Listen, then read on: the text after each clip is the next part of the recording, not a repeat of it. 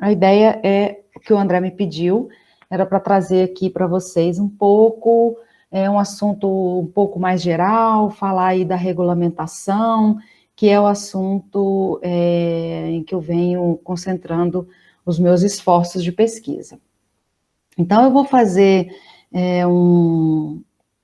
vou compartilhar aqui a tela e vou falando, tá? Eu queria deixá-los à vontade, né? Isso aqui não é um webinar, não é uma palestra, então eu queria deixar os alunos aí à vontade, professor André, professor Ronaldo também, se quiserem fazer alguma interferência ao longo da apresentação também, não tem problema nenhum, e os alunos também fiquem à vontade para interferirem, né? E é até mais interessante porque a gente fica com uma coisa mais dinâmica do que eu ficar falando aqui 1 hora e meia, acho que fica até meio chato.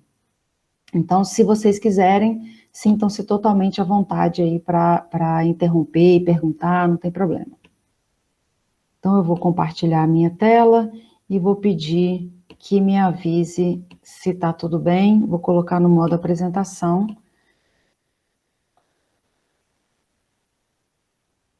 Peço só que me digam se está tudo bem. Está aparecendo, professor. Que tá ok. Tá ótimo, tá bom.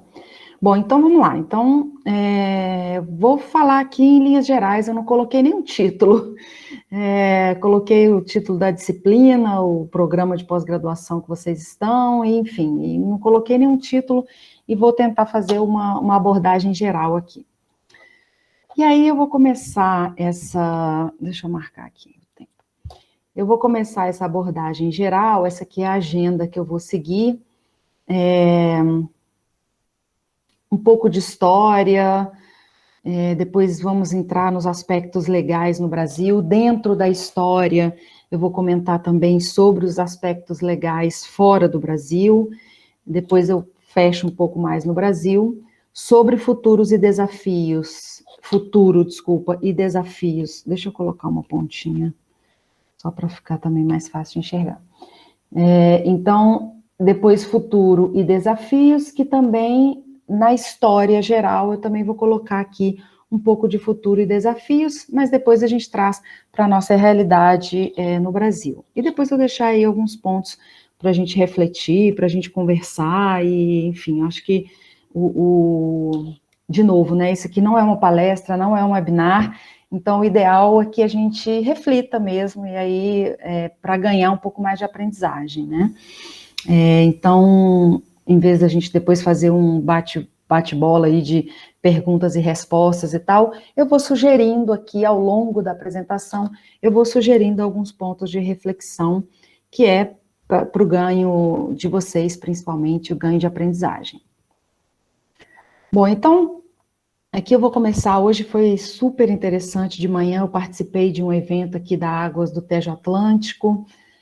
Águas do Tejo Atlântico é uma entidade gestora, o que chamam aqui em Portugal, é o que a gente chama de Companhia de Água e Esgoto. Então, é uma entidade gestora de Lisboa e Vale do Tejo, região metropolitana de Lisboa, e foi bastante interessante. Eu até tentei achar o link para passar aqui depois para vocês, mas não consegui achar o link, não sei se ainda se já está disponível, mas é um evento que chama Caminho da Inovação, então eles já estão na 5ª edição desse evento, ele é anual, onde a companhia, então, sugere alguns temas para que jovens, assim como vocês, trabalhem, então, alguns assuntos específicos de inovação para a reutilização de água, que aqui eles chamam de Fábrica de Água, a ETAR, Estação de Tratamento de Águas Residuais, eles chamam de Fábrica de Esgoto. Então, na verdade, é para Águas do Tejo Atlântico, mas com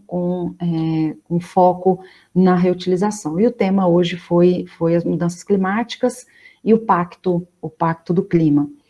Bom, e aí eu desenvolvi esse fluxogramazinho aqui para apresentar, nessa apresentação que eu fiz hoje, e aí eu trouxe para cá, porque eu acho que a gente pode começar a nossa conversa aqui sobre esse um pouco de história, né? Primeiro que se a gente gostasse de história, a gente tinha feito história e não engenharia.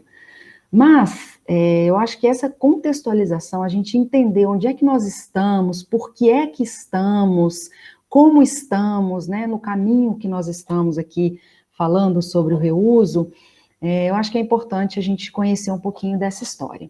E aí eu vou sugerir aqui uma reflexão sobre o tema, o nome, a palavra valorização. Então, a valorização do esgoto. Então, eu vou mostrar para vocês que antigamente a gente tinha uma grande valorização do esgoto. Depois, num período já próximo, um pouquinho depois da Revolução Industrial, tivemos aqui uma ruptura e essa valorização caiu. Então, temos aqui um período de desvalorização e, mais recentemente, voltamos aí a tentar valorizar os esgotos e estamos aí nesse período de revalorização. Bom, nessa questão da revalorização, a gente tem um link forte com as alterações climáticas, né? Em função do crescimento populacional, o que é a escassez hídrica hoje, né? A água é a mesma, a quantidade de água é a mesma, mas tem gente pra caramba. Então, a gente precisa produzir alimento para esse tanto de gente, a gente precisa produzir manufaturados para esse tanto de gente, a gente precisa abastecer esse tanto de gente. Então, e as mudanças climáticas vêm aqui contribuir negativamente para isso, já que ela incentiva cada vez mais a escassez hídrica, né? Ela caminha aí no sentido da escassez hídrica. Bom, e aí com isso, então, a gente vem falando cada vez mais sobre o reuso. Aqui em Portugal eles usam a palavra mais reutilização, mas é o reuso que nós usamos no Brasil, e aí eu vou falar em linhas gerais, no mundo, quem regula e quem pratica o reuso. E aí, o ponto 3 aqui desse conhecimento histórico, a gente fecha com os desafios a nível global. Depois, quando eu mostrar para vocês os desafios a nível nacional, né, no Brasil, isso, claro que eu não foi apresentado aqui, nesse evento que eu falei hoje de manhã, mas os nossos desafios, eles ainda são maiores, a gente nem consegue andar nos passos em que o mundo está andando em relação a esses desafios. Os nossos desafios ainda são desafios maiores, né? Como, por exemplo, minimamente alcançar a universalização dos serviços, ou pelo menos próximo disso, alcançar uma qualidade operacional, porque ter estação de tratamento de esgoto não significa que ela está performando, que ela está desempenhando, como diz lá nos livros, né, do professor Suetônio. Quem foi esse professor Suetônio que falou que lodo ativado dá 95% de eficiência de remoção de matéria orgânica e o meu não dá? E esse professor Jordão, e esse professor Von Sperling? Então, a gente tem aí vários desempenhos teóricos e que muitas vezes a gente não consegue alcançar esses desempenhos teóricos no Brasil. E aí, um desses desafios aqui a nível mundial é o destaque para a valorização do esgoto para a sociedade. Então, é a história da economia circular, né, o conceito da economia circular, voltando aí como um tema forte, não só para a água de reuso, mas para todos os subprodutos. Nós estamos falando aqui de ET, na verdade a economia circular, ela deve ser pautada em todas as nossas ações como cidadãos, como engenheiros, mas aqui no nosso assunto principal nós estamos falando de ET, então todos os subprodutos da ET, o lodo, o efluente, o biogás, a escuma, e a gente tem aí possibilidades de reutilização. Bom, e aí, para a gente conseguir trazer novamente essa valorização do esgoto para a sociedade, isso passa aí pela questão do conhecimento. A nossa sociedade, não a do Brasil, a sociedade em geral não está preocupada com esse tema, não está preocupada com esse assunto, e é um assunto que simplesmente vai permitir a nossa existência na Terra, né? Então, é um assunto que, de fato, as pessoas precisam se engajar. E aí aqui, como o professor André já comentou, quem quiser deixar o celular aí pronto no leitor do QR Code, eu vou colocar aqui alguns QR Codes, tá? Para vocês lerem se quiserem. Bom, então esse primeiro aqui é sobre esse site, é um CMS, é um Content Management System, é um site que traz, então, assuntos mais diretos e de maneira mais compilada sobre o reuso, que é esse que eu sou fundadora com mais 3 amigas. e a gente lançou há pouco tempo, foi no dia 17 de junho desse ano, para comemorar aí o Dia Internacional do Combate à Seca. E aqui é o conceito da água mais, né? Como eu comentei, a Águas do Tejo Atlântico tem cunhado alguns termos bastante interessantes que contribuem para essa minimização do fator rejeição, desse impacto da rejeição, essa rejeição natural, psicológica, que o ser humano tem em relação a reutilizar qualquer coisa, né? E mais ainda quando a gente fala de esgoto. Então, para que reusar esgoto, reuso de esgoto, reuso de efluente, reuso de águas servidas? Não faz muito sentido. Então, a Águas do Tejo Atlântico cunhou o termo água mais. Então, eles não chamam mais de efluente, não chamam de água residuária tratada, eles chamam de água mais. E a estação de tratamento de águas residuais, ETAR, também não chama ETAR mais, chama fábrica de água. Eu vou falar um pouco disso mais à frente. Então, nesse primeiro momento, né, vou voltar aqui na nossa agenda. Esse ponto aqui, um pouco de história, eu vou abordar esse fluxograma que eu incluí aqui em função dessa apresentação que eu fiz hoje de manhã e tirei algumas outras coisas para caber aqui no nosso tempo que eu achei que ia ficar mais interessante. Bom, então vamos lá, acompanhem aqui comigo para a gente começar a entender essa timeline. Bom, então, eu vou começar aqui com 3.000 anos antes de Cristo.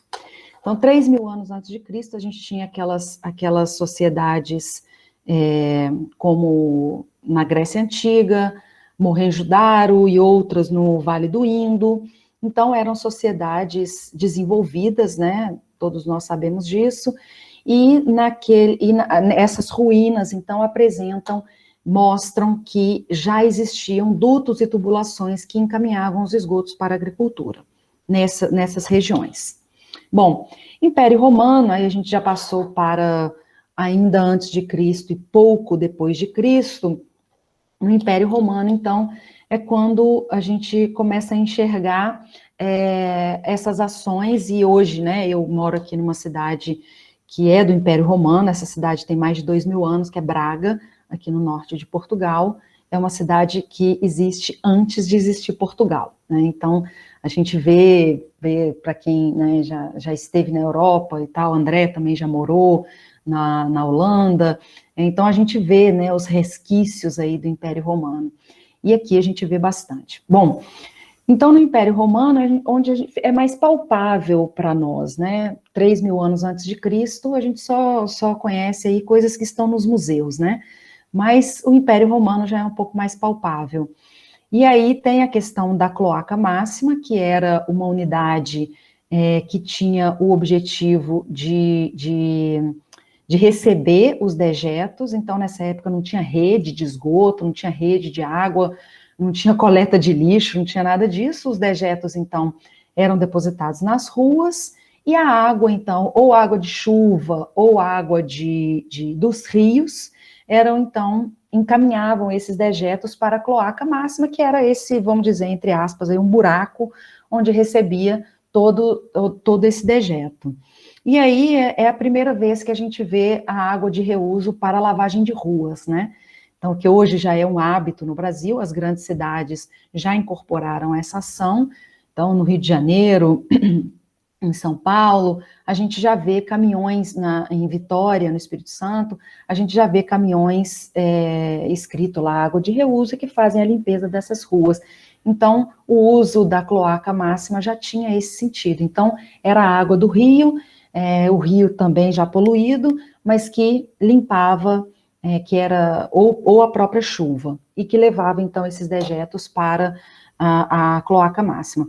E aqui tem um destaque importante, né? Vejam que esse tubo azul aqui, ele é todo o período de valorização. Então, aqui tem um destaque importante, que é a deusa Cloacina, que existe, inclusive, um santuário, até hoje esse santuário está lá na Itália, Então, é um santuário, as moedas, tinham moedas cunhadas com o desenho da deusa Cloacina, então era a deusa que cuidava dos esgotos, vamos dizer assim, né? Então, tinha lá, você tinha a possibilidade de venerar a deusa Cloacina.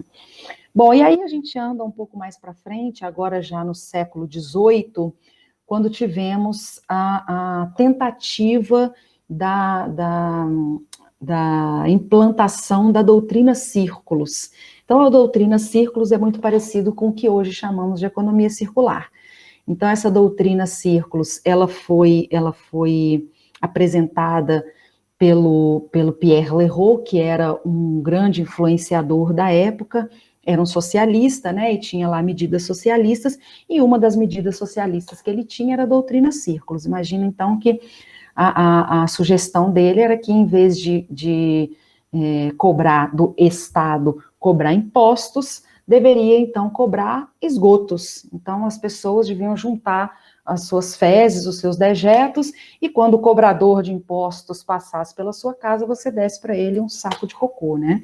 Por quê? Porque eles entendiam, nessa época, que o esgoto, as fezes, os dejetos e tal, tinham uma riqueza muito grande quando se considerava a questão dos nutrientes e a possibilidade, então, de fertilizar os campos. E hoje a gente falando isso parece uma loucura, mas na época isso gerou muita conversa, né? Inclusive, ele teve apoio de pensadores, historiadores, de escritores muito importantes, como o Victor Hugo, por exemplo, que imagino que todos vocês conhecem a obra, ou já ouviram falar, Les Misérables, que era, então, essa doutrina Círculos está lá descrita nesse livro de Victor Hugo. Bom, e aí um pouco mais à frente, nesse período, né, então, um pouco mais à frente desse período, a gente começa a ver também os dejetos sendo lançados nos campos agricultáveis, sendo dispostos nos campos agricultáveis, exatamente para trazer a fertilização desses campos. E era tão valorizado, esse trabalho era tão valorizado, que inclusive os foceiros, que eram os coletores de cocô das casas dos outros, eles eram, então, chamavam-se Night Soil Men, eles eram muito elegantes, existem vários registros, vários desenhos, pinturas e tal, que eles eram muito elegantes. Então, era inclusive uma profissão valorizada, muito diferente do que é hoje, né? Que a gente fala de maneira até pejorativa, o lixeiro, o operador, o zelador, o cara que limpa. Então, infelizmente, a gente usa um termo um pouco pejorativo e deveríamos voltar, então, a valorizar também essa função. Bom, então, esses Night Soil Men buscavam, recolhiam esses dejetos e levavam para esses campos agricultáveis, e essas áreas, inclusive, eram muito valorizadas. A propaganda, né? Hoje você vende um apartamento, vende uma casa, dizendo que está no ponto mais nobre da cidade, que tem sol da manhã, ou que bate o sol da tarde, que tem área verde disponível, que está perto dos grandes centros, como os shoppings e tal. E naquela época, então, o terreno valorizado era aquele terreno que recebeu 8 anos, recebeu esgoto durante 8 anos, e por isso é um terreno fértil. Então, vejam aí que a gente está aqui nesse caminho azul da valorização, né? Eu vou pular aqui um pouquinho a Revolução Industrial e vou passar já para final do século XIX, início do século XX, 1800 e tal, a 1905, 1910 no máximo, né? Que foi aí o período de construção dos esgotos de Paris, que foi mais ou menos na mesma época também dos esgotos de Londres, que foram as primeiras cidades do mundo a construir o sistema já nesse formato que temos hoje, né? Eu falei aí de outras civilizações antigas, mas no formato em que temos hoje, com tubulação, com uso de água no vaso sanitário, foi, como é que ele chama? George Harrington, que fez o primeiro desenho do vaso sanitário, em 1700 e alguma coisa também. Bom, então, nesse período aí de construção dos esgotos de Paris, a gente também ainda está numa valorização já começando a desvalorizar. Por quê? O prefeito de Paris, nessa época, ele queria perpetuar no poder. Essa era uma intenção falada, não era uma intenção oculta, não, era uma intenção que todos conheciam. E para se perpetuar no poder, ele entendia que cuidar do saneamento era importante, porque as pessoas teriam saúde, gostam de ter uma cidade saneada, e por isso ele achava que aquilo era muito importante. Então ele começou um trabalho forte de valorização desses serviços. Então a valorização desses serviços passava por trazer os nobres para visitar. Então tem vários registros, fotografias, desenhos, telas, que estão expostas em museus e tal, que demonstram esses nobres muito elegantes, muito chiques, passeando pelos esgotos de Paris, o que você pode fazer até hoje no Museu dos Esgotos de Paris. Hoje não mais passear de barco, como eles passeavam, mas você pode percorrer algumas galerias lá dos esgotos de Paris. Bom, mas por que nesse período aqui a gente já começou a ver a desvalorização, né? Porque aqui no período da Revolução Industrial, e aí demorou um século, né, mais ou menos, a Revolução Industrial foi na segunda metade do século XVIII, então na segunda metade do século XIX, final do século XIX, é quando a gente começou a enxergar aquela curva de crescimento populacional acentuado. E aí, nesse período, como a gente passou a ter muita gente na mesma área, então já não tinha mais área para lançar os esgotos da forma como era lançada antes nas fazendas de esgotos. Então, por isso, começou a crescer o interesse por soluções compactas para lançamento já nos rios e oceanos. Então, aqui é onde a gente tem, vamos dizer assim, uma ruptura em relação a essa desvalorização. Um século antes, um século depois, mais ou menos. Bom, e aqui também a gente já conhecia, né, 1840, mais ou menos, a gente já conhecia a epidemia da cólera, que assolou a Europa e caminhou pelo mundo inteiro, muito parecido com o que estamos vendo hoje, né, na pandemia da Covid-19, apesar dela não ser até hoje não se sabe, né, mas há indícios aí de que não é, de fato, uma doença de veiculação hídrica direta, apesar da lavagem das mãos ser uma das formas de conter a transmissão.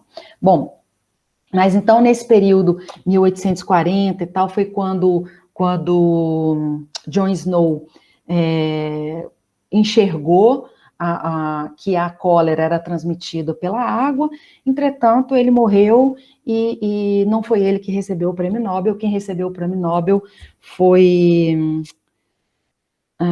Robert, esqueci o nome dele, era um holandês, ou alemão, Robert Plalalá, que foi quem conseguiu isolar a bactéria e ver a bactéria no microscópio, né? Mas então, infelizmente, John Snow morreu sem o conhecimento dele ter sido aceito pela sociedade. Foi ser aceito pela sociedade 50 anos depois. Bom, e aí agora, a gente começa então a ver esse percurso aqui da desvalorização, mas ainda assim com alguns esforços, né? A primeira lei de reuso no mundo foi na Califórnia, em 1918, a que se tem conhecimento. Já em 1962, já muito próximo do que estamos aqui vivendo hoje, né?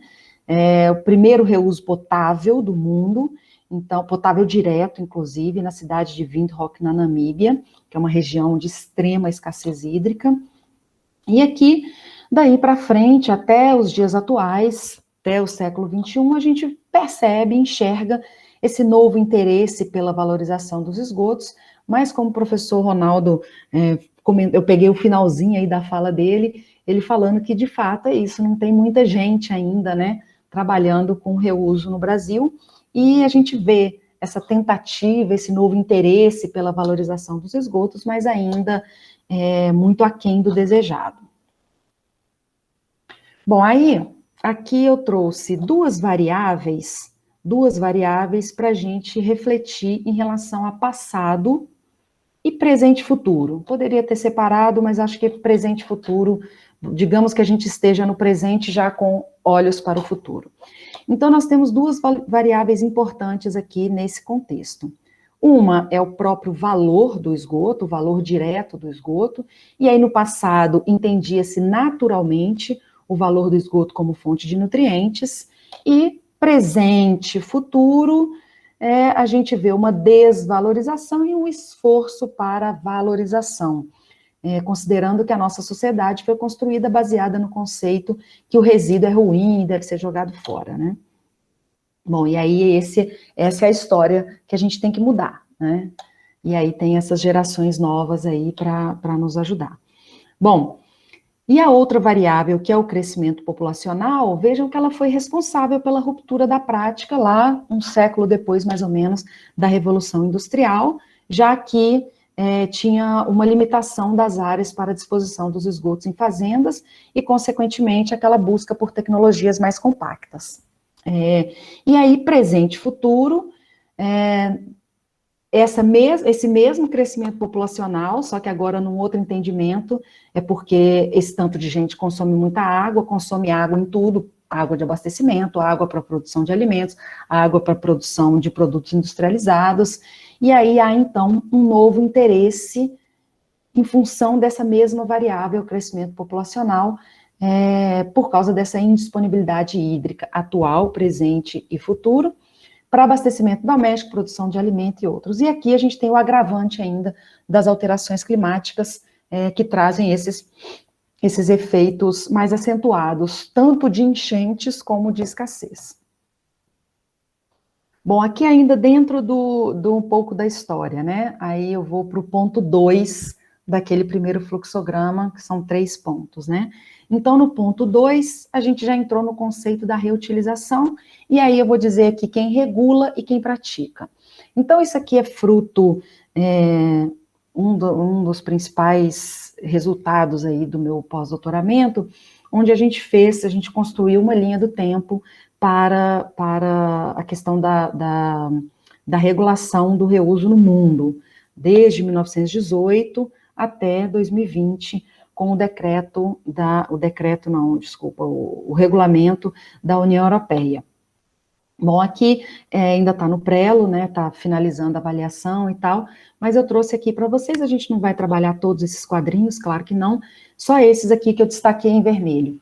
Então, o primeiro deles, como eu já comentei, é a regulamentação da Califórnia, que foi a primeira no mundo e abordou padrões para irrigação. Depois, 40 anos depois, né, a gente teve aí os padrões de Israel, 1952, e hoje Israel está aí como nosso principal exemplo de reutilização de água a partir do esgoto no mundo. Então, vejam que é uma construção, né? Então, isso começou lá em 1952. O Estado Novo de Israel foi fundado em 1945, alguma coisa por aí, né? Então, em 1952, eles já estavam construindo e publicando os seus padrões de qualidade de água para o reuso na agricultura, e hoje é um país, então, que tem maior experiência no mundo em termos de reutilização. Depois tivemos a WHO, que é a Organização Mundial de Saúde, com seus primeiros guidelines, diretrizes para o reuso na irrigação, e aí com sucessivas atualizações e novas diretrizes, inclusive para o reuso potável já em 2017, nós já estamos em 2021, né, então isso aqui já está quase antigo. Bom, e aí tivemos outras aqui no meio do caminho, que eu não vou entrar em detalhes, mas eu vou dar 2 destaques aqui, para a Namíbia e para a Austrália. Então, a Namíbia, em 1998, impôs a regulação para o DPR, que é o Direct Potable Use, reuso potável direto, por força dessa escassez hídrica extrema. E lá em 2002, ela já implantou o segundo sistema, né, para aumentar a vazão, que é o New Goringab Water Reclamation Plant, que é a nova estação de água recuperada. em 2002. E a Austrália, então, em 2006, foi o primeiro documento regulador do mundo a abordar padrões para reuso potável. Em 2006, estamos falando de reuso potável em 2006. E aí, por fim, essa linha do tempo aqui eu fecho com a União Europeia, em 2020, que publicou a sua regulação com requerimentos mínimos para água de reuso para irrigação. Então, para a agricultura, é um documento regulador muito bem estruturado, muito bem construído, com destaque para essa abordagem Fit for Purpose, que é uma abordagem ajustada para o fim, vamos dizer assim. Um pouco mais à frente eu falo sobre isso. E quem é que pratica isso no mundo, né? Quem pratica? No mundo. Então, nós temos aproximadamente 50% do esgoto gerado no mundo é tratado, metade, e somente 11% é reusado de maneira planejada. No Brasil, esses valores correspondem a aproximadamente 45% do esgoto gerado é tratado e 1,5% é reusado de maneira planejada. Essas duas informações estão lá bem no home do nosso CMS, para quem quiser olhar lá, tá aqui. E essa aqui eu coloquei essa informação a mais, porque também foi fruto de um trabalho de um dos artigos resultado do meu período de pós-doutoramento. Então, em Portugal, esses valores correspondem a aproximadamente 85% do esgoto gerado é tratado, e alguma coisa em torno de 1,2%, isso é tudo estimativa, né? É reusado de maneira planejada. Aqui, eu fiz uma compilação. Silvia, pode falar. Deixa eu fazer só tirar uma dúvida. Tu pode voltar no slide anterior? Posso. Eu saí do compartilhamento, não, né? Não. Eu achei que eu tinha feito bobagem aqui. Pode falar. Esse 11%, assim como o 1,5%, ele é do total ou ele é do 50%? Do 50%. Pronto, então é 11% de 50%, né? Então, isso, ou seja, uma merreca. É uma merreca, né? Isso, é isso mesmo. Joia. E a outra coisa que estão perguntando aqui no chat é se a apresentação será disponibilizada. Tu pode passar para mim o PDF? Posso, claro, posso. Eles, tá? Posso sim. Bom, aí aqui eu fiz uma... Deixa eu voltar aqui com a pontinha. A gente, em função do tempo, né, a gente poderia falar mais sobre outros países do mundo e tal, mas aqui, em função do tempo, principalmente, eu trouxe alguns destaques, tá? Alguns países que praticam e como praticam. Então, eu queria chamar a atenção aqui, claro, inicialmente Israel. Não tem como a gente falar de reuso sem falar de Israel, que é o nosso grande exemplo aí no mundo. Então, Israel 90% do esgoto tratado em Israel tem quase 100% do esgoto tratado, né? 97%, alguma coisa por aí.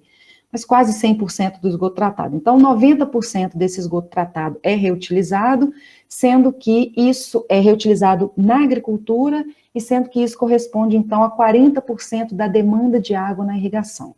Então, Israel é um país construído no conceito da falta de água. Então, é uma história super interessante, depois se sobrar um tempo a gente pode conversar. Eu li aquele livro Faça-se a Água, para quem tiver interesse, depois eu posso colocar no chat, o Faça-se a Água, é um livro muitíssimo interessante, que conta toda essa história aí de Israel. Depois a gente fala um pouco mais sobre isso, se houver tempo. Um outro país que merece muito destaque é Singapura. Então, Singapura é um país, um estado-país, né? E 40% do esgoto tratado é reusado, com previsão para aumentar para 55% para 2060. Aqui é muito interessante, porque também tem uma história legal, depois a gente pode conversar um pouco mais, mas a história legal aqui é que Singapura importava água da Malásia. Então, é uma ilha, né, aqui nessa região de ilhas aqui da Ásia, e era um país de também extrema escassez e que importava água da Malásia. E aí ela virou completamente a chave, porque ela passou a importar esgoto da Malásia para produzir água e ainda vender, exportar água para a Malásia. Então é uma história também, um super case de sucesso, depois a gente pode falar um pouco mais sobre isso. Inclusive eles têm o termo New Water, que é essa água de reuso de Singapura. Bom, aqui também é um destaque importante para a Namíbia, né, que já pratica o Direct Potable Reuse, é o reuso potável direto desde 1968, com ampliação em 2002, então aqui também tem um grande destaque. Se a gente for falar aqui de volume, esse volume é pequeno, porque abastece 300 mil habitantes, mas um número absoluto, ele é um número muito pequeno, mas um número relativo para o tamanho aqui e para a importância que isso se dá num continente como a África, então a Namíbia merece realmente um grande destaque. Depois, a Europa, eu não sei o que aconteceu aqui, a linhazinha passou, mas essa linha aqui está nessa bolinha grande, porque a Europa não é um país, eu estou aqui falando de países, né, a Europa é um continente. Então, a Europa reusa em torno de 2,4% do esgoto tratado, isso corresponde a um volume de 1 bilhão de metros cúbicos por ano. E aí eu vou considerar aqui, nesse mesmo entendimento do volume tratado por ano, reusado, desculpa, por ano, eu vou levantar aqui a questão dos Estados Unidos e da China. Então vejam que a China é o maior usuário de água recuperada no mundo, com 7,1 bilhões de metros cúbicos por ano em 2017, seguida pelos Estados Unidos com 6,63 bilhões de metros cúbicos de água de reuso por ano em 2018. Então, são números bastante grandes, e aí, quando a gente coloca isso em porcentagem, são números muito baixos, né? Então, os Estados Unidos reusa 1% do esgoto tratado, a China 1%, a água de reuso corresponde a 1% da água consumida, isso significa mais de 12% do esgoto tratado nas áreas urbanas. Então, isso aqui é um panorama geral, assim, o que dava para trazer aqui para vocês. E aqui tem algumas referências, um pupurri de referências, que gerou esse mapa aqui. Ô, Ana, bom, pode falar. Tem uma mãozinha levantada aí do Edilson. Pode falar. Professora, boa tarde. Boa tarde. Eu queria só entender melhor, porque eu fiquei na dúvida. Como eu também estou trabalhando com reuso no meu doutorado, eu já sabia desse panorama, né? Por exemplo, Israel, eu já sei que, eu já sabia que é o dos países, é o que tem o maior percentual de reuso do mundo. E aí, quando eu vejo aqui na sua apresentação, que a senhora já acabou de explicar, que a China e os Estados Unidos são os maiores utilizadores de água recuperada, eu fiquei na dúvida de como é... No primeiro momento, eu penso que está conflitante as informações, mas a senhora explicou, eu queria só entender melhor qual é a diferença de um para o outro, já que Israel, perfeito, pelo que eu entendi, é também para a senhora aquele que tem o maior percentual de reuso. Perfeito. Desculpa, eu só não gravei seu nome. Edmilson? Edilson. Então, Edilson, aqui em Israel nós estamos falando de um número relativo, né? 90%. Israel tem 10 milhões de habitantes. 10 milhões de habitantes tem em São Paulo. Então, é um país desse tamanico. Aí, quando a gente passa para Estados Unidos e China, que a gente tem bilhões de habitantes, então, o volume de reuso é substancialmente maior do que o volume de reuso em Israel. Entendi. Em termos percentuais, Israel continua no topo. Isso, mas não em termos percentuais no mundo, né? Em termos percentuais no país Israel. No país. Isso. Okay. Então, aqui, Edilson, muito boa a sua colocação, porque isso aqui não tem objetivo, esse panorama não tem objetivo nenhum de ranquear, tá? Tá. Não é assim, qual o país do mundo que mais vacinou contra a Covid-19, né? Não tem porquê esse tipo de ranking, né?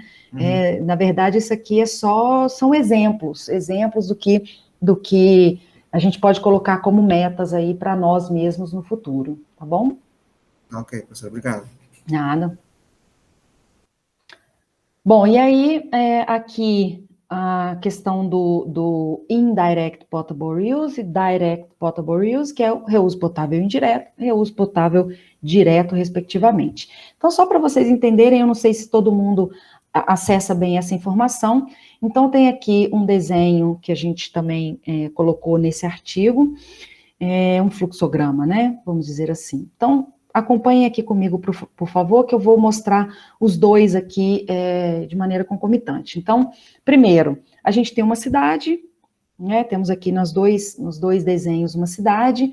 Nessa cidade se produz o esgoto, esse esgoto, então, é levado para uma estação de tratamento de esgoto. Em geral, numa situação normal, a gente tem esse esgoto tratado que é lançado aqui no corpo hídrico. Essa é de maneira geral. Nós, no Brasil, ainda temos um problema de lançamento de esgoto bruto, né?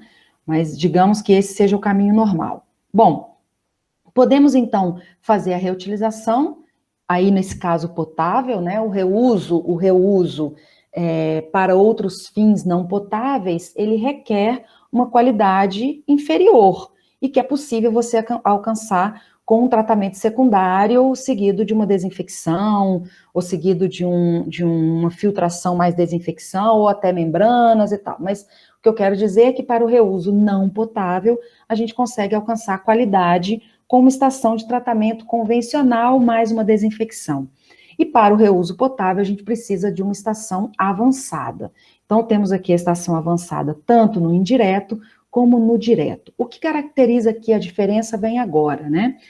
Então, considerando que no ciclo urbano do uso da água, essa população que produziu esgoto, ela consumiu água. Essa água, então, veio de uma estação de tratamento de água, que, por sua vez, captou água num manancial superficial ou num manancial subterrâneo, num aquífero subterrâneo. E aqui, o que acontece com o reuso indireto é que a água produzida numa estação avançada, ela vai abastecer o aquífero. E com isso a gente tem diluição. Ela abastece a água superficial ou ela abastece o aquífero subterrâneo. E aí a água é retirada já com a diluição da água de reuso, ela é captada para tratamento e transformação disso em água potável e distribuição. No caso do reuso direto, potável direto, é que essa água pode ser... Aqui também faltou, não sei o que aconteceu. Faltou esse mesmo pedacinho aqui, tá? Ele deveria... não, ok. Desculpa, nada disso. Então, a água do tratamento avançado, ele vem diretamente já para tubulação de captação, ou seja, não há diluição. Essa é a grande diferença do reuso potável indireto para o reuso potável direto. Não há diluição. Ele pode vir tanto para a tubulação, a adução já de água captada, de água bruta, como pode ir direto para a adução de água tratada. Então, essa é a diferença do reuso potável indireto para o potável direto. E aí, um dos grandes desafios, assim, no mundo, né, é a questão da prática do reuso potável direto. Então, a gente já tem, do reuso potável, não necessariamente o direto. Então, a gente já tem algumas regiões do mundo que já estão fazendo o reuso potável. Em relação ao reuso potável indireto, né, nós temos aqui uma forte presença dos Estados Unidos, Virgínia, Los Angeles e Califórnia.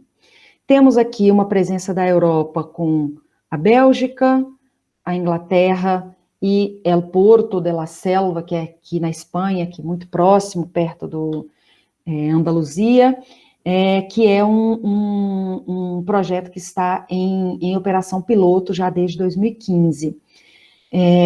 Depois temos aqui a questão da Newater, em Singapura, que é uma história interessante, era para reuso potável, entretanto, no meio do caminho foi tendo aí outras demandas, e hoje a maior demanda da Newater em Singapura é para o reuso industrial, mas ela tem qualidade para reuso potável. E depois temos a Austrália, 2009, 2010, 2014, plantas de reuso potável indireto.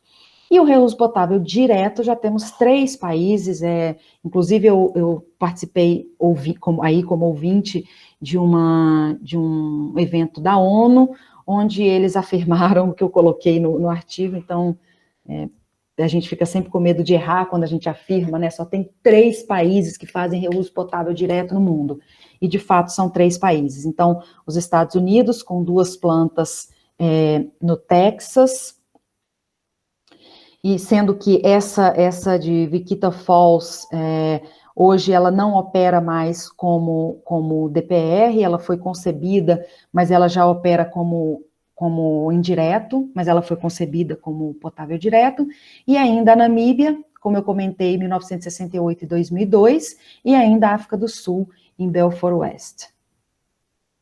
Aí, para finalizar esse primeiro momento, e aí daqui a pouco a gente dá uma paradinha para conversar, os desafios, né, ainda nessa questão mais global, ainda não chegamos nas questões brasileiras.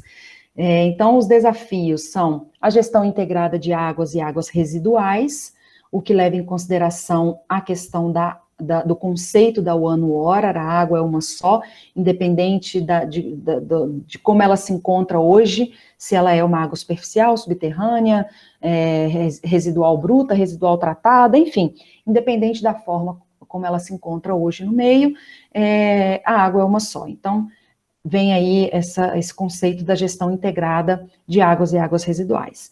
Depois a gente tem a questão da regulação adequada, e aí já estamos falando em reuso potável, o planejamento e o investimento, inclusive e talvez principalmente para países de baixa e de média renda, que é o nosso caso no Brasil, e já vamos falar sobre essa questão do planejamento no Brasil. E aí temos aqui um importante desafio, que é a minimização da rejeição, que é esse, em inglês a gente chama de factor yield, que é esse fator ECA, quando a gente vai, é água de reuso, ECA, eu vou numa estação de tratamento de esgoto hoje, ECO. Então é essa rejeição natural, e ainda o ponto aqui, que é a adoção de diferentes tecnologias de tratamento de águas residuais para diferentes usos, ou seja, não necessariamente a gente tem que trabalhar com membrana sempre, né? A gente tem aí outras tecnologias que oferecem águas para diferentes tipos de uso.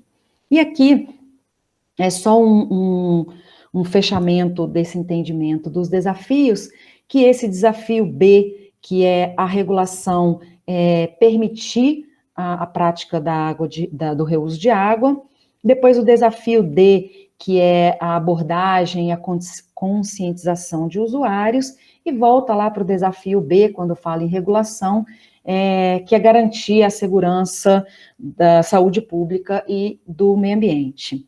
E aí, passando aqui para planejamento e gestão, gerenciamento, os desafios A e C, a gestão integrada e o planejamento, e a tecnologia na gestão para que a gente consiga alcançar aí um futuro mais com a água de reuso já sistematizada.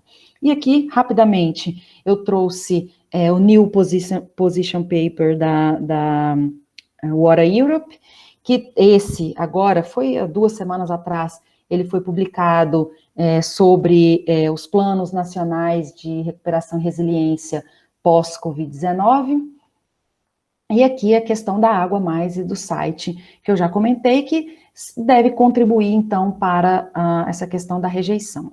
Rapidamente, esse New Position Paper, quem quiser acessar o conteúdo completo, está aqui nesse QR Code. O texto considera esse cenário de recuperação como uma grande oportunidade para a construção de uma sociedade inteligente em termos de água. Eles também cunharam esse termo e vêm trabalhando muito nesse termo, Water Smart Society, além de destacar o conceito da economia circular, envolvendo o potencial de reutilização de água como um conceito-chave. E aí coloca aqui alguns países da Europa que a reutilização da água e a economia circular estão diretamente indicados pelos seus planos. Bélgica, República Tcheca, Portugal, Romênia, enfim, alguns países aí da Europa. E o Position Paper anterior, que também está aqui o QR Code do ano passado, quando a gente estava ainda no auge aí da pandemia, né? Então, para alcançar essa sociedade inteligente em termos de água e construir uma Europa resiliente e tal, eles tinham aqui alguns pontos, mas eu vou dar destaque só para esse segundo, que é uma tradução literal, melhorar a eficiência da água, aumentando drasticamente a reutilização e reciclagem da água. Então, vem aí, né, essa história toda da valorização que eu tenho falado. E fica aqui, né, o QR Code do site para quem quiser visitar o nosso CMS, tem lá bastante material, principalmente para quem está aí nas pesquisas com reuso. A gente tem aqui no conteúdo, a gente tem um conteúdo científico, são papers, são artigos que a gente leu, que a gente cita e tal, que a gente gosta, outros também são nossos, né, do nosso grupo de pesquisa, que a gente coloca aí de uma maneira mais compilada, vamos dizer assim. E aqui tem, para você conhecer um pouco mais dessa nova geração de recursos, que é o ponto forte agora da Águas do Tejo Atlântico, que fala que a ETAR, Estação de Tratamento de Águas Residuais, agora chama-se Fábrica de Água, e o efluente de uma ETAR, ou seja, a água produzida numa fábrica de água, chama-se Água Mais.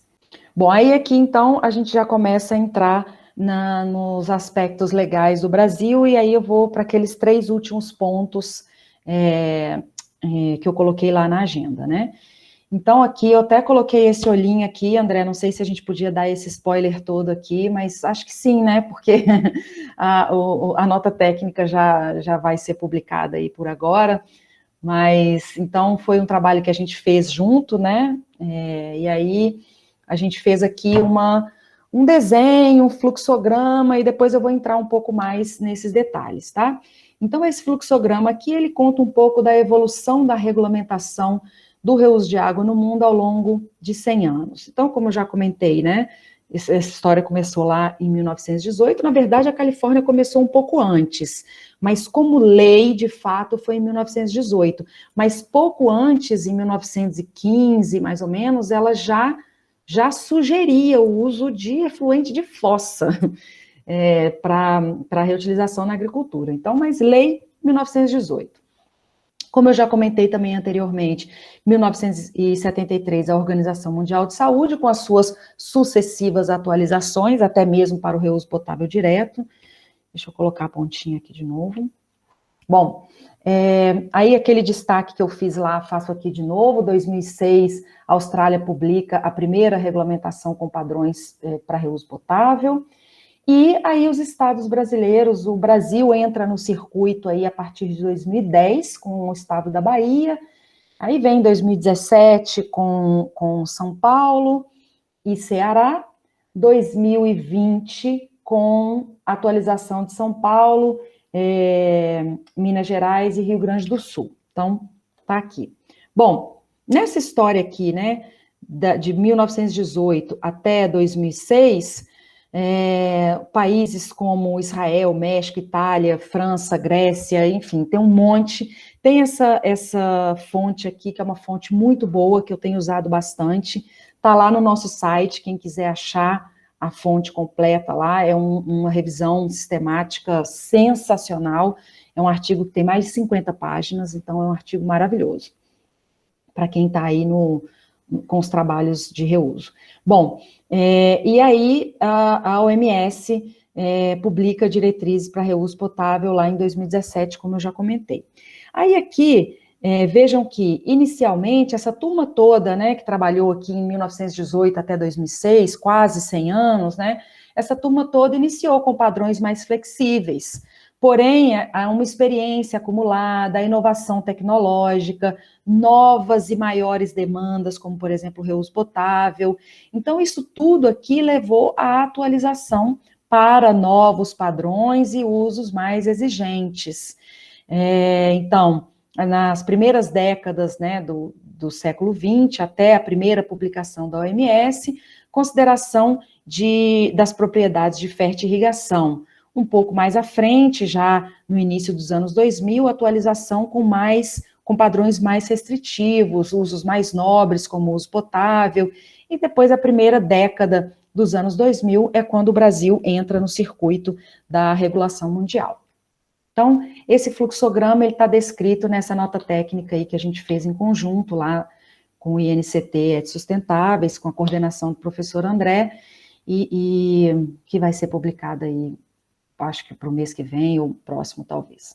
Bom, aí esse aqui, já vamos agora afunilar um pouquinho mais, né? Então, no Brasil, essa nota técnica já está publicada, está aqui o QR Code para quem quiser olhar. Então, nós temos aqui, lá em 1997, o professor Ronaldo falou aí do professor Ivanildo Espanhol, ele foi o grande mentor, né, dessa norma, de incluir na norma, que não tem nada a ver com reuso, que é a 13969, que ela é para pós-tratamento de efluente de fossa, então ela não tem nada a ver com reuso, e foi incluído lá, se não me engano, é o item 5.6, que fala sobre reuso local, né, e é uma norma, não é uma lei. Então, tudo que está em verde aqui é não mandatório, tá ok? O PROSAB, que teve uma grande contribuição aí durante mais de 10 anos, uma grande contribuição com a definição voluntária de padrões para reuso urbano na agricultura e na aquicultura. O programa Interáguas, que na verdade é 2017 para 2018, que é um programa do governo federal, que definiu critérios, diretrizes, padrões para diferentes tipos de modalidades de reuso, entretanto, não saiu muito da gaveta, não virou lei e também não teve a repercussão, enfim. E temos aqui 2 normas para reuso local, né, sistemas descentralizados. E o que é lei, de fato, mandatório, temos aqui a resolução do Conselho Nacional de Recursos Hídricos, a 54, que ela é de 2005, ela estabelece a prática, mas não define padrões. Depois a gente vem com a CONAMA 430, em 2011, que fala sobre lançamento de efluentes, mas indica o reuso, mas não dá padrões também, só tem lá um itemzinho falando isso, e depois a gente vem para aquelas leis estaduais que eu comentei. Bahia em 2010, São Paulo em 2017, com atualização em 2020, Ceará em 2017, Minas Gerais e Rio Grande do Sul em 2020. Bom, aqui a gente... Pode falar. Só para fazer uma correçãozinha, no Ceará nós não temos uma lei, o Sim, que trata de uma resolução do Conselho Estadual do Meio Ambiente, o COEMA, ele que trata desses critérios e padrões para o reuso. Mas o Ceará ele até tem uma lei, eu vou pesquisar aqui para informar direitinho, uma lei que trata especificamente do reuso, mas não de critérios e padrões. Se eu não me engano, a lei trata especificamente de incentivos à prática do reuso, mas o padrão é pela resolução do COEMA. Perfeito, é isso mesmo. Nesse artigo aqui, que já é um outro artigo, de 2020, a gente faz essa análise crítica sobre os padrões de qualidade de água, de uso e de reuso. E aqui, eu não sei exatamente quem foi que falou, quando a gente coloca aqui a questão do Ceará, a gente fala exatamente isso, que os padrões são pela resolução do Conselho Estadual e tem uma lei que permite o uso, né? E nesse caso aqui, nesse artigo, a gente está falando, a gente aborda somente o que tem padrão definido. Nós temos aí diversas leis, inclusive no estado do Rio de Janeiro, agora recentemente, na virada aí de 2020 para 2021, foi praticamente uma CNRH 54, só que para o estado, né? Então, fala que pode fazer e tal, dá um respaldo jurídico, mas não tem padrões. Mas você está correto, é exatamente isso. Bom, aqui nesse artigo, então, está aqui também o QR Code, depois quem quiser acessar o artigo completo. Então, aqui também a gente coloca padrões, né? Então, nós colocamos aqui coliformes, turbidez, DBO, sólidos e cloro residual. Primeiro, para documentos normativos e norteadores a nível federal. Então, temos o Interágua, o PROSAB e a NBR 16783. E aqui a gente pode ver padrões extremamente restritivos aqui no Interáguas, né, 10A3 de coliformes. No caso do PROSAB, já padrões mais acessíveis, vamos dizer assim, 10A4, 10A3. A NBR, que foi praticamente muito discutida em São Paulo, com 10A2. E aqui, no caso do nível subfederal, que são os estados e municípios, Campinas e São Paulo apresentando padrões extremamente restritivos, o Rio Grande do Sul, o Ceará com padrões similares, a Bahia com padrões praticamente idênticos ao que define a OMS lá de 2006, e Minas Gerais já aqui, vamos dizer, com padrões um pouco mais lenientes, considerando aqui até 10A6, né, para o uso limitado agro-silvopastoril. Não vou entrar muito em detalhe aqui em relação a isso. aos números, tá? Então, a gente tem aqui basicamente duas correntes de pensamento, né? Uma delas é uma estratégia de minimização do risco, com tipos de reuso e padrões mais restritivos. Aqui tem que ter um emprego de tecnologias mais caras, mais complexas, e isso pode, inclusive, inviabilizar a institucionalização da prática. A corrente de pensamento 2, que é uma corrente alinhada aí ao PROSAB, é mais sustentável, prevê uma regulamentação com base em metodologias de avaliação de risco e define-se a implantação da prática de reuso, considerando os benefícios correspondentes a um risco aceitável, e não uma redução drástica do risco, né? Porque aí a gente também tem que levar em consideração os benefícios. Bom, nesse artigo, uma conclusão geral que a gente faz é que os documentos legais de uso e reuso apresentam padrões sobrepostos e discrepantes, os documentos reguladores de uso são menos restritivos do que os de reuso, no caso da contaminação fecal.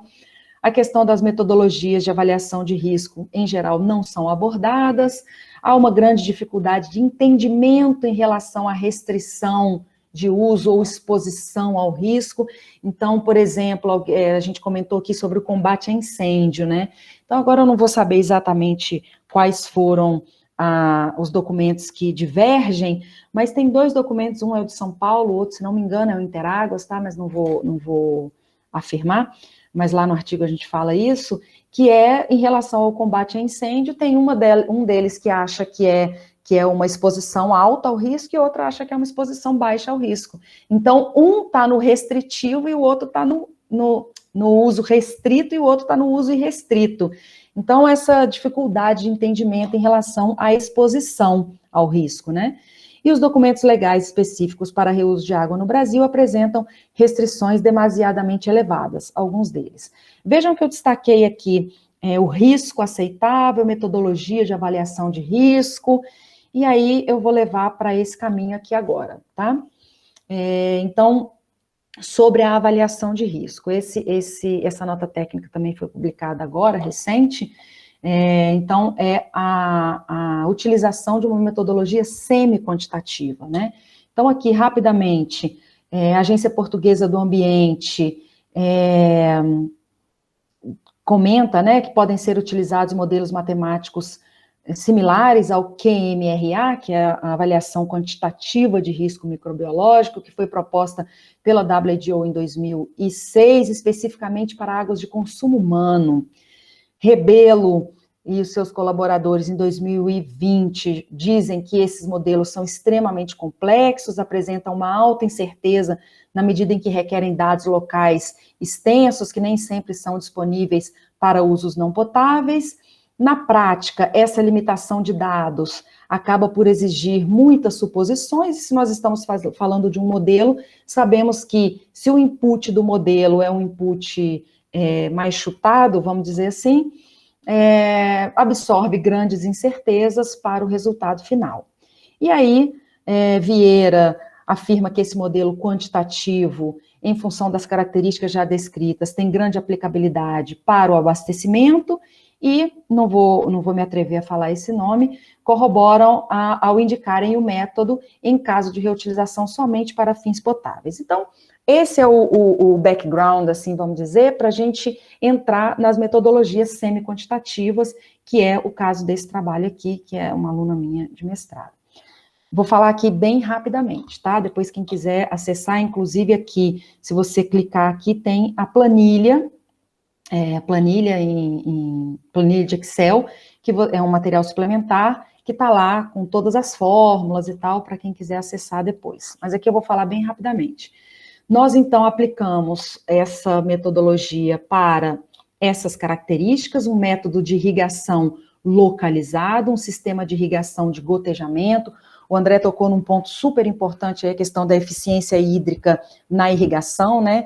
Israel trabalha praticamente e somente com o gotejamento. O professor Salomão, que é o mentor lá do canal Salomão Medeiros, e é um grande pesquisador, ele é engenheiro agrícola, com mestrado e doutorado nessa área, ele fala que só enxerga reuso com gotejamento, que não enxerga reuso com aspersão, enfim.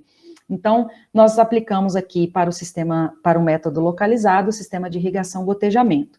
E aí colocamos aqui características de cultura, né? Em vez de falar, é o tomate, ou é o morango, ou é não sei o que lá, características, é uma cultura alimentícia, ela é consumida crua, com remoção de casca, ela desenvolve distante do solo, e a água de irrigação não tem contato com a cultura. Então, consideramos aqui o risco para o agricultor, o trabalhador local e o consumidor, e consideramos, então, um perigo 7 dentro dessa metodologia da avaliação semi-quantitativa. Nesse caso, o perigo 7 corresponde a um efluente secundário desinfetado, como eu comentei anteriormente, é uma boa qualidade para aplicação em diferentes modalidades de reuso, que tem aí uma densidade de E. coli entre 10 a 3 e 10 a 4 por CML, tá?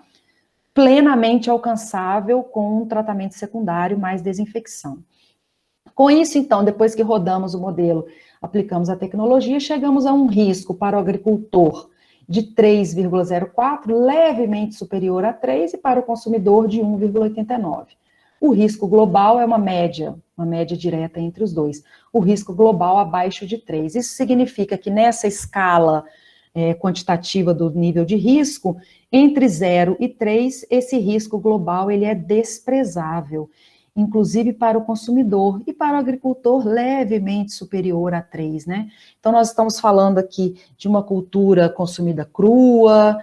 Bom, mas aí a gente tem outras barreiras, né, que é a irrigação por gotejamento, não remove a casca antes de comer e tal, mas estamos trabalhando aqui com um efluente com uma água, né, melhor dizendo, que talvez causaria aí alguma estranheza para muitos, né, que é um efluente secundário seguido de desinfecção. Bom, e aí para a gente começar a caminhar para o final. Futuro e desafios no Brasil. Então, uma dessas notas técnicas, a gente fez um conjunto de notas técnicas, e uma delas foi a futuros e desafios dentro desse conjunto de proposição de uma metodologia estruturada de avaliação do potencial regional de reuso de água. Então, foram 4 notas, e a última, futuro e desafios. Então, diante daquilo tudo, né, que a gente falou anteriormente, que são desafios para o mundo, né, nós temos outros desafios que são intrínsecos à nossa realidade de país em desenvolvimento. Então, nós temos aqui, nós listamos, além daqueles, tá? Aqui eu estou focando só no Brasil, então nós listamos aqui 8 grandes desafios, né? Macro desafios. Baixos índices de atendimento ao serviço de coleta e tratamento de esgoto. Ora, para ter reuso, eu tenho que ter esgoto, né?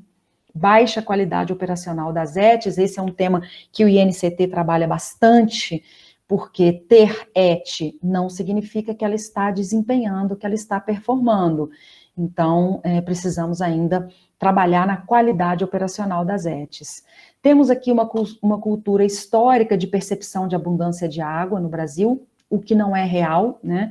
Nós temos sim muita água, mas quando a gente começa a colocar aí todas as nossas características no papel, a gente vê que a gente não tem abundância de água.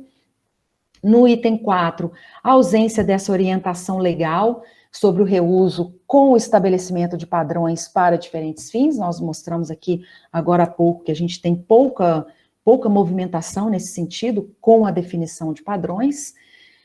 Os entraves burocráticos para o desenvolvimento e financiamento de projetos de reuso, a falta de estudos técnicos científicos, né, nós estamos aí caminhando, e vocês aí numa disciplina de reuso, e começando a trabalhar aí as suas dissertações e teses. Temos, claro, já alguns grupos de pesquisa aí consolidados, mas no caso da implantação, da viabilidade de implantação de projetos de reuso, ainda temos alguns desafios científicos, vamos dizer assim, para trabalhar.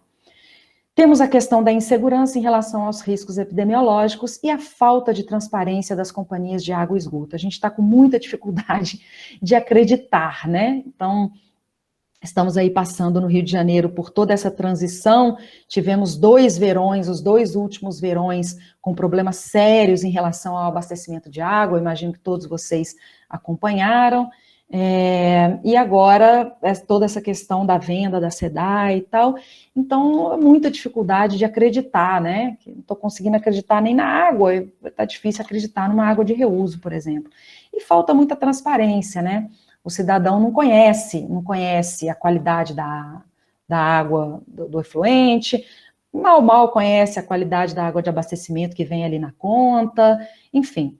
E aí a gente acha que isso tudo, né, deve passar por uma capacitação continuada, essa capacitação envolvendo gestores, operadores e a sociedade civil, os projetos piloto, e aí a ciência e a universidade dando uma grande contribuição nesse sentido. Aqui é um fluxograma que está lá nessa nota técnica, e eu vou falar dele aqui rapidamente, porque ele está bem emaranhado, lá no texto está todo explicado, mas eu vou falar aqui rapidamente. Nós temos aqui, então, esses 3 primeiros quadrinhos aqui de capacitação, gestores e tomadores de decisão primeiro, depois os operadores, depois a sociedade civil. E aqui temos a questão do projeto piloto também com destaque por alguns motivos. Então, esses 8 desafios, eles estão aqui agregados. Para os gestores, todos esses 8 desafios estão relacionados. No caso dos operadores, aqui principalmente o desafio 2 e o desafio 7, porque o desafio 2 é a melhoria da qualidade operacional e a responsabilidade em relação aos riscos epidemiológicos. No caso da sociedade civil, a sociedade tem que entender que essa cultura essa percepção da abundância de água é falsa, então nós temos que diminuir esse desperdício de água e mostrar para a sociedade que existe risco, claro, mas que esse risco está dentro do desprezável, está numa categoria, como eu contei ali, né, naquele caso, uma categoria melhor do que o aceitável, né, se tivesse no aceitável já estaria bom.